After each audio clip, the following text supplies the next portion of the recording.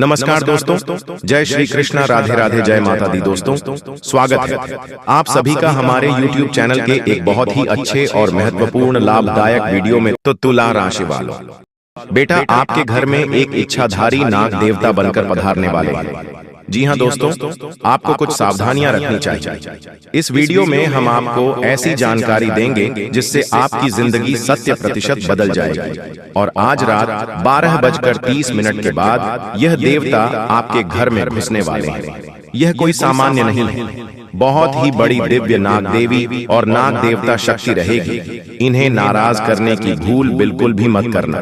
कई बार जाने अनजाने में हम कुछ लोगों को अपमानित करके हमारे घर से भगा देते हैं। हमारे घर में घुसने वाले जीव जंतुओं को भी हम मार देते हैं। आपकी यही एक गलती आपके आने वाले पूरे भविष्य पर भारी पड़ सकती है, क्योंकि यह देवता आपके घर में किसी भी रूप में प्रवेश कर सकते हैं। डरने वाली कोई बात नहीं है, यह तो आपको आशीर्वाद देना चाहते हैं। अभी आपके ऊपर है कि आप आशीर्वाद लेना चाहते हैं या नहीं लेना चाहते हैं। वीडियो बहुत खास है, बिल्कुल भी मिस ना करें और शुरू से लेकर अंत तक जरूर देखिएगा, क्योंकि दोस्तों जो ज्ञान हम आपको देने वाले हैं आपके भी रोंगटे खड़े कर देगा।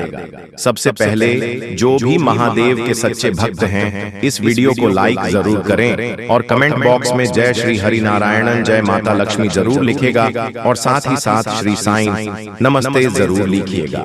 अगले 1 महीने के अंदर में असंभव से असंभव कार्य भी पूरा हो जाएगा। अब दोस्तों, आपने अतिथि देवो भवः इस कहावत को या फिर इस पंक्ति को, इस स्तुति को तो सुना ही होगा। भारत में अतिथि देवो भवः की परंपराएं जाती है, परंतु फिर भी जब हमारे घर में मेहमान आते हैं तो कुछ लोग उन्हें वह बोझ समझते हैं। मन ही मन यह सोचते हैं कि यहाँ से कब उठेंगे, यह उठे तो हम कुछ खाएं, ये उठे तो हम कुछ खाएं, ये यहाँ से उठे तो कुछ कार्य करे। परंतु अगर कोई देवता आपके घर में मेहमान बनकर घुस गए या वह किसी भी रूप में आ सकते हैं, और यदि आपने उन्हें भगा दिया, नहीं पहचाना और अपमानित कर दिया, तो दोस्तों फिर सोच लीजिए आपकी जिंदगी का क्या हाल होगा। इसीलिए तो कहा गया है अतिथि देवो भव, यानी कि हमारे दर पर आया हुआ अतिथि हमारे लिए देश के समान होता है। और यही देवता अब आपके घर में घुसने वाले हैं, तो अब आपको उन्हें नाराज नहीं करना है। हमें तो हर मेहमान की पूजा करनी है, चाहे वह बहुत बड़े से बड़ा क्यों ना हो और छोटे से छोटा क्यों ना हो। अगर हम उसकी पूजा करेंगे तभी तो ईश्वर हमें आशीर्वाद देंगे। किंतु द्वार पर आए मेहमान पर इतनी मेहमान करें तो मैं इसके दर पर जब जाऊंगा तो कितना कल्याण होगा। अब भगवान भी आपके दर पर किसी भी रूप में आ सकते हैं, इस बात में कोई भी दोहराए नहीं है। इसीलिए दर पर आए मांगने वाले की दर पर आए, चेक की घर पर आए। मेहमान की कभी भी बुराई नहीं करनी है, उनके खिलाफ मन में कभी भी दिवस्त या गलत भावना उत्पन्न नहीं होने देनी है। और हमें इस चीज का ख्याल रखना है कि हमें आगे बढ़ाना है, उनकी सहायता करने के लिए, उनका नमन करने के लिए, क्योंकि यही आपका सूत्रधार साबित होगा। इस बात को आप हमेशा याद रखिएगा। अब बहुत सारे लोग जीव जंतुओं से बहुत डरते हैं। देखिए, हर प्राणी में परमात्मा का वास है। परमात्मा ने सभी को बनाया है, डरने की कोई बात नहीं है।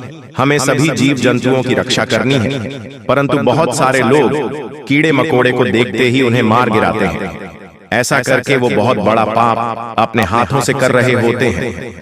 इस बात का आपको अंदाजा नहीं होता, लेकिन बहुत बड़ा अनर्थ आपके द्वारा हो चुका होता है। यह आपको बिल्कुल भी शोभा नहीं देता है, आपके पाप कर्मों को बढ़ाता है और आपके लिए अपने महत्वपूर्ण कार्य में अटकने पैदा करता है। तो अब अगर आपके घर में कोई देवता आने वाली है तो वह जीव जंतुओं का रूप लेकर भी आ सकते हैं। मान लीजिए वह किसी जंतु का या फिर जीव का रूप लेकर आपके घर में आ रही है और आपने उन्हें बहुत मार करके भगा दिया। यह थोड़ा छोटा कीड़ा मकोड़ा, उसे आपने अपने पैर से कुचल दिया, तो सोचिए आपके द्वारा कितनी बड़ी गलती हो जाएगी। यही तो दोस्तों परीक्षा का समय होता है। मान लीजिए अनजाने में आपसे अगर कोई गलती हो जाती है तो दोस्तों मौका होता था आपके पास में किस्मत को चमकाने का, उस मौके को आप खो देते हैं। तो हमारा आपसे यही आग्रह है कि मात्र 24 घंटे बाकी रह गए हैं। आज रात 12:30 के बाद कभी भी देवता आपके घर में प्रवेश कर सकते हैं। बहुत सारे लोग ऐसे भी होते हैं जैसे खुद देवता आते हैं आपके घर परिवार में या कोई भी इसके बाद में हवा में छूने लगते हैं, अलग अलग तरह की हरकतें करने लगते हैं, तो उनके चरण स्पर्श जरूर करें। इस रूप में भी वह आपके घर में प्रवेश कर सकते हैं, लेकिन आप उन्हें पहचान नहीं पाएंगे। और दोस्तों, हो सके तो उनके मनपसंद चीज उन्हें खिलानी है और किसी भी तरह से उनसे आशीर्वाद ले लेना है, क्योंकि उनका यह आशीर्वाद आपके काम आएगी। उन्हीं का आशीर्वाद आपके दुश्मनों की चाल से बचाएगा। उन्हीं का आशीर्वाद आपको हर परिस्थिति का सामना करना सिखाएगा। आने वाले अगले दिनों में एक और चाहा तो दूसरी ओर रहा, यानी कि जो चाहेंगे उसी का रास्ता बन जाएगा। परंतु कई बार ऐसा भी हो जाता है कि इंसान मन से जो काम करता है उसका रिजल्ट बहुत अच्छा आता है, और जो लोगों की बातें सुनकर काम करता है उसका परिणाम अच्छा नहीं आता। इसलिए आप भगवान को पूछिए, लेकिन अपने मन से, ना कि किसी दूसरे के कहने पर। अगर आपकी कोई मन्नत पूरी नहीं होती है तो उस भगवान को बदल देते हैं, किसी और भगवान की शरण में चले जाते हैं। वहां पर भी उसकी मन्नत पूरी नहीं होती तो तीसरी भगवान की शरण में चले जाते हैं। और यहाँ तक तो छोड़िए, जब बहुत समय तक आत्म नहीं होता है तो अपने धर्म को छोड़कर किसी और धर्म के पास पहुंच जाता है। मानव यहाँ तक गिर चुका है कि उसे सिर्फ अपना काम पूरा करना है। जी हाँ, तभी वह उन भगवान को मानेगा। देखिए दोस्तों, हम आपको एक उदाहरण के तौर पर बहुत गहरी बात समझेंगे। कान लगाकर सुनिएगा।